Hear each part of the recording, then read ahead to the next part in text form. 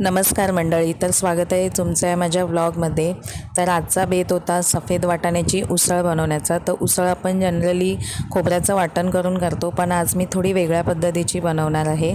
तर इथे मी वाटाणे भिजवून घेतले होते रात्री आणि वाटण्यासाठी मी इथे एक कांदा गॅसवरती भाजून घेणार आहे। त्याच्यानंतर एक टोमॅटो चिरून घेणार आहे आणि लसणाच्या थोड्या 4-5 पाकळ्या, अद्रक तुम्ही ऑप्शनल म्हणून ठेवू शकता आणि 2 सुकलेल्या ग्रीन मिरच्या असतात त्या आम्ही चवीला टाकणार आहे। तर या सगळ्याचं मी आधी मिक्सरला वाटण लावून घेणार आहे। मिक्सरला वाटण लावून घेताना खूप जास्त पाणी घालायचं नाही आहे, थोडं थोडं पाणी घालून वाटण लावून घ्यायचं आहे, कारण टोमॅटो असल्यामुळे थोडंसं टोमॅटोचं पाणी सुटतं, त्यामुळे मग वाटण पातळ होतं।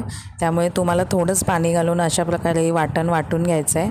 दुसऱ्या बाजूला मी वाटाणे आहेत ते फक्त पाणी घालून 2-3 शिट्या करून घेणार आहे, कारण बऱ्याच वेळेला काही जण काय करतात की वाटाण्यामध्ये थोडीशी हळद, थोडासा सोडा आणि मीठ असं घालून शिट्या करून घेतात, पण मी नाही करणार आहे, कारण मी खूप वेळ रात्री वाटाणे भिजत ठेवले होते, त्यामुळे ते पटकन शिजले असते, म्हणून मी 2 ते 3 शिट्या करून घेतल्यात। इथे बघू शकता वाटाणे खूप छान शिजले होते, कारण यात मी नाही सोडा घातला होता किंवा नाही हळद घातली होती। आता मी इथे भाजीची तयारी करते आहे। सो मी इथे कढईमध्ये थोडंसं तेल टाकून घेतलं आहे आणि तेल गरम झाल्यानंतर त्यावर मी कढीपत्ता घातला आहे। कढीपत्त्याचा थोडा कलर चेंज झाला आणि त्यावर मी ते जे वाटण बनवून घेतलं होतं ते मी घालून घेतलं आहे। वाटणाला तुम्हाला तेल सुटेपर्यंत चांगलं परतवून घ्यायचं आहे, म्हणजे एक उकळी येऊ द्या। त्यानंतर मी बाकीचे मसाले घालून घेतले आहेत। मालवणी मसाला, लाल तिखट, काश्मीरी लाल मिरची आहे, थोडासा घाटी मसाला घातला आहे आणि थोडासा भाजी मसाला घालून घेतला आहे।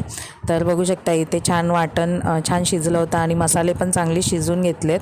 त्यानंतर मी जे वाटाण्याचं थोडं पाणी होतं त्याच्यासकटच मी वाटाणे त्यात घालून घेतलेत। आता मी चवीला थोडंसं मीठ घालून घेणार आहे आणि भाजीला एक छान उकळी काढून घेणार आहे। तर अशी आजची माझी वाटाण्याची उसळ कशी झाली नक्की सांगा आणि व्हिडिओला लाईक शेअर करायला विसरू नका आणि चॅनलला सबस्क्राईब करा। बाय।